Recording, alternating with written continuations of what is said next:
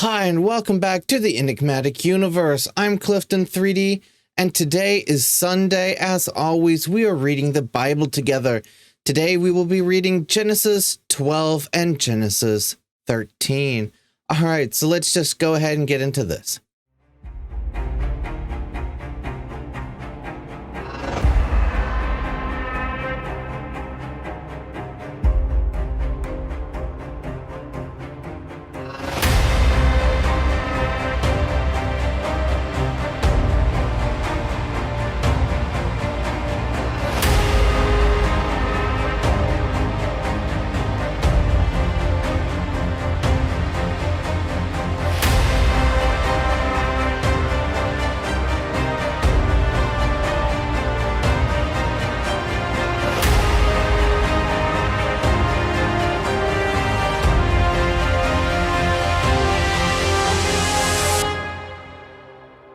As always, we are using the King James Online Study Bible.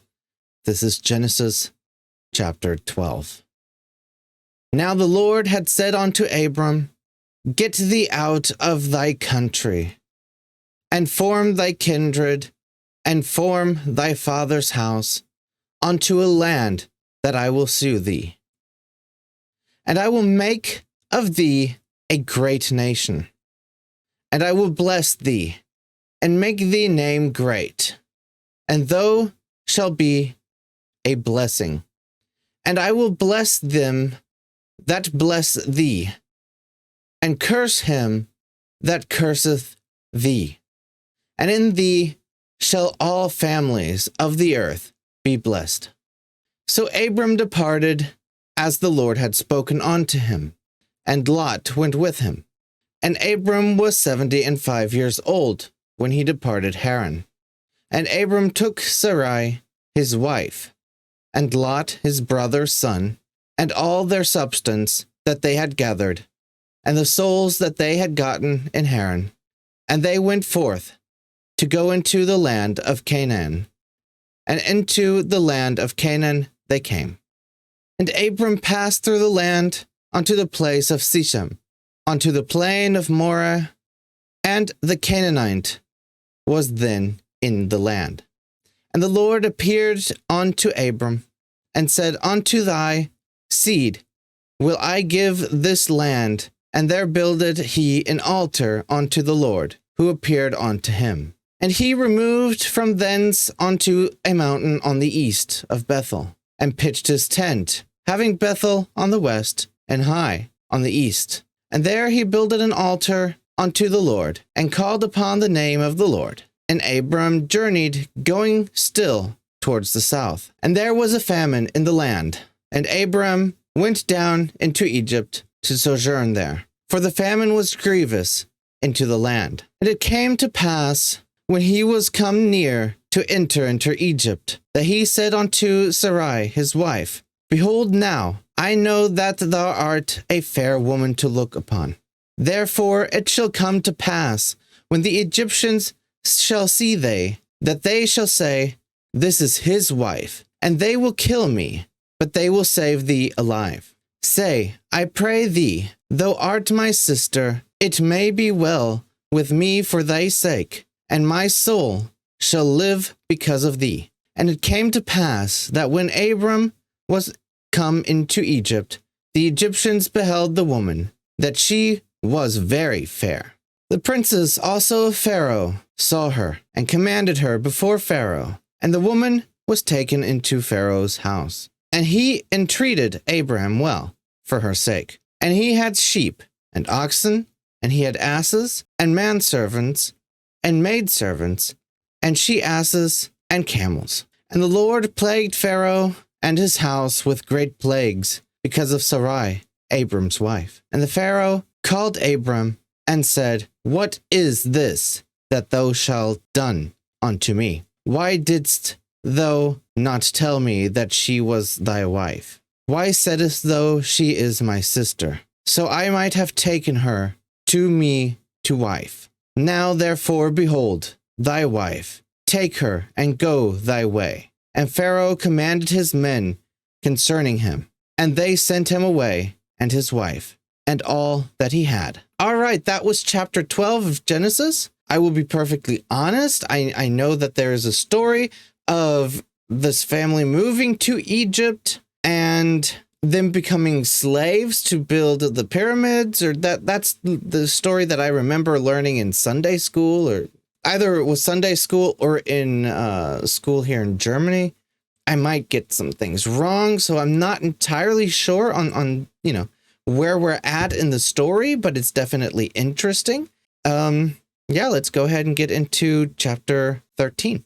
And this is Genesis chapter 13. And Abram went up out of Egypt, he and his wife, and all that he had, and Lot with him, into the south. And Abram was very rich in cattle, in silver, and in gold. And he went unto his journey from the south, even to Bethel, unto the place where his tent had been at the beginning, between Bethel and Hai, unto the place of the altar which he had made there at the first.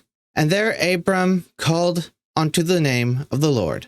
And Lot also, which went with Abram, had flocks and herds and tents.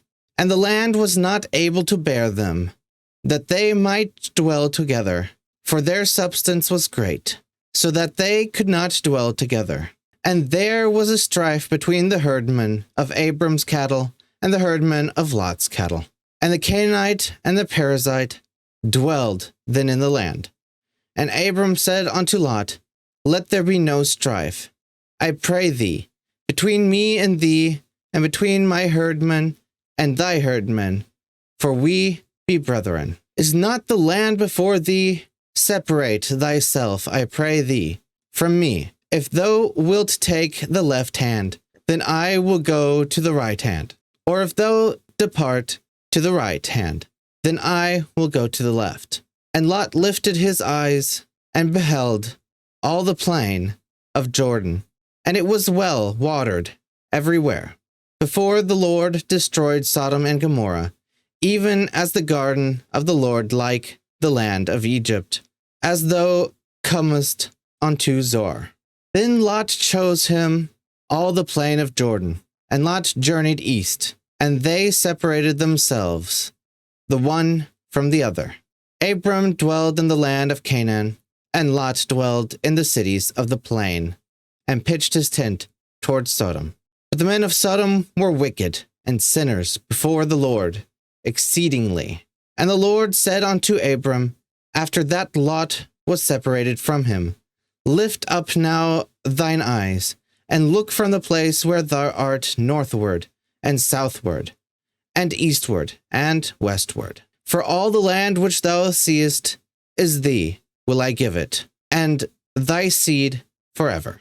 And I will make thee seed and the dust of the earth, so that if a man can number the dust of the earth, then shall thy seed also be numbered. Arise, walk through the land in the length of it, and in the breadth of it, for I will give it unto thee.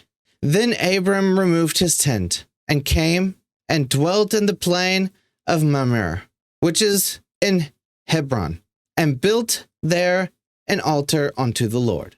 All right, and that was chapter 13. It was a little bit shorter. However, I think I understand that it wasn't quite this generation yet, because it's not Noah leading them out. So I think I'm back on track to understanding where it's going. All right. So, I mean, this is the end of the video. I wish you all a great Sunday, no matter what time of a day it is. If it's in the morning, if it's at night, if it's middle of the day. Anyway, I hope you do have a great Sunday, a blessed Sunday. If you like this video, smash the like button, consider subscribing and hitting the bell for notification. It helps the channel grow, and that would be great. All right. Until next time, take care.